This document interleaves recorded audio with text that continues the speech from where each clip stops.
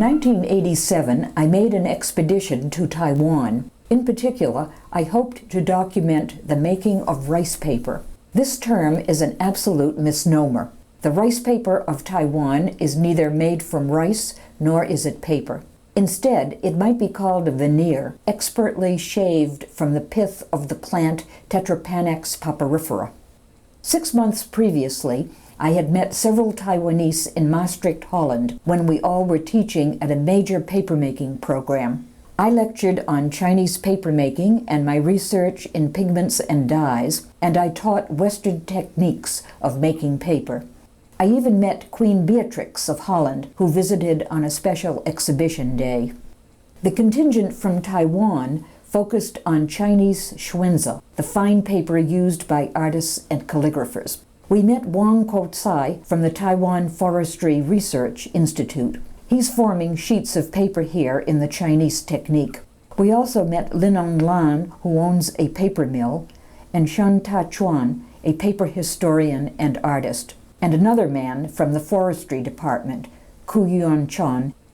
We arrived in Taipei on December 2nd, 1987, and were warmly welcomed by our Taiwanese friends. They offered to help in my research and asked what I wanted to see.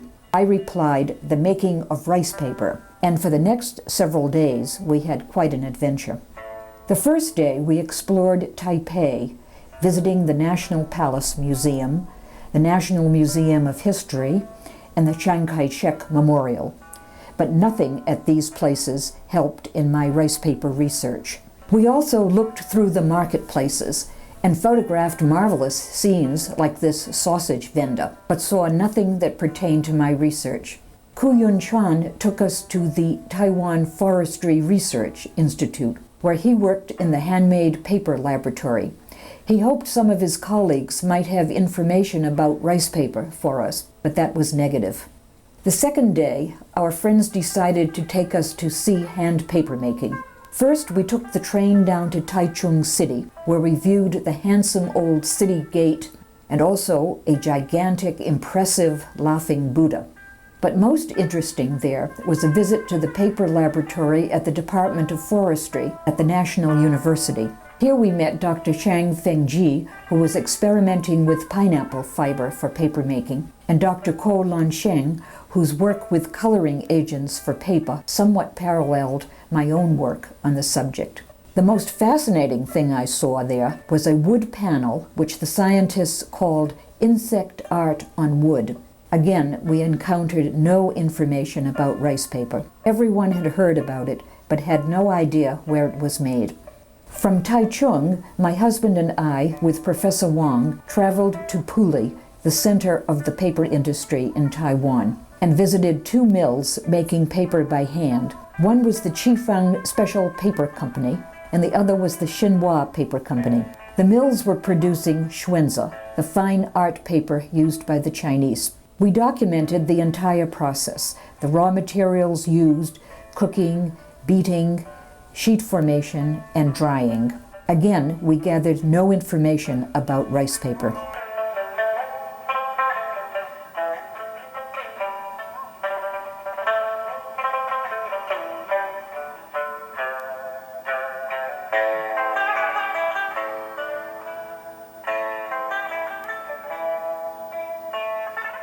We returned to Taichung, stayed overnight, and made plans for the next day.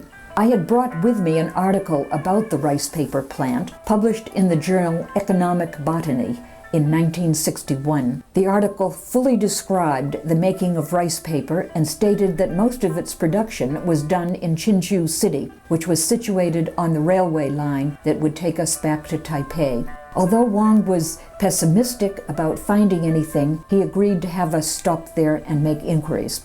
When we emerged from the Chinchu railway station, Wang asked some waiting taxi drivers if they knew where rice paper was made. They knew nothing about it, and we began walking through this city of nearly 1 million people. We poked around a large market near a huge Buddhist temple that we also explored, but received no information. Wang decided to try shops that sold art supplies and cards. We found 2 such shops. No rice paper was found, but a customer remarked that he knew a shop that did sell rice paper and offered to drive us there. He drove several blocks away and dropped us off at a shop where we discovered greeting cards decorated with rice paper paintings. Unfortunately, the proprietor had no knowledge of where the rice paper was made, and we walked on. Wang spotted a bookshop and decided to make inquiries there. After a long conversation with the owner, an elderly customer announced that he knew a workshop that made rice paper. He offered to walk there with us, and we walked and walked,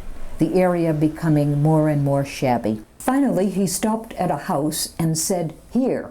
We walked through the gate and were confronted by this immense pile of stalks of tetrapanax being sorted by one of the workers. She also is cutting the stalks into short pieces about 4 to 5 inches long.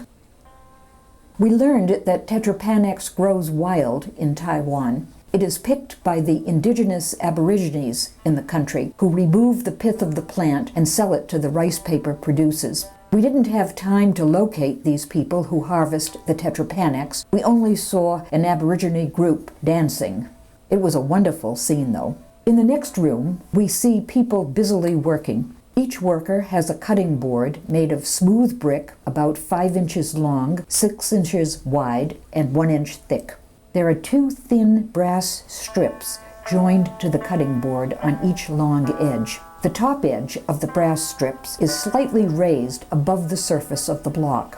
I'm watching the worker holding a cylinder of pith with her left hand. With her right hand, she continuously slices into the cylinder, which she simultaneously rotates. We now see a long ribbon cascading from the cutting board onto the floor. This scroll-like sheet measures from 4 to 6 feet. It's a fascinating process.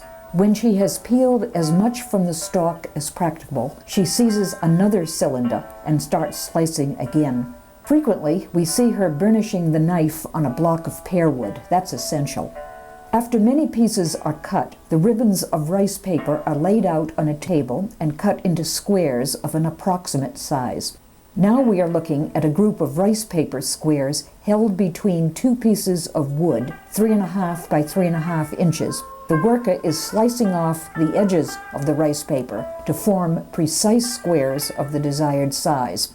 We see another worker sorting the squares into 3 piles: first, second, and third quality. The first quality is used for paintings. The rest is used in the making of artificial flowers. Nothing is wasted. We watched this elderly man cutting the scrap pieces that were left from the ends of the processing. He bundles the scrap into huge bags, and this is used as packing material, or it is put into the bottom of coffins to absorb moisture from the dead bodies. The tiny cylinders left from cutting the pith are sold as floats for fishing lines. When we thanked the workshop manager, there on the right, for this wonderful demonstration of so-called rice paper making, he presented me with a bouquet of rice paper flowers and also 2 long pieces of the tetrapanax pith. And now we are waiting at the railway station for the train back to Taipei. We had had a fantastic day. I had achieved my mission to witness and document this unusual rice paper that is neither rice nor paper, and I showed my Chinese friends that persistence pays off.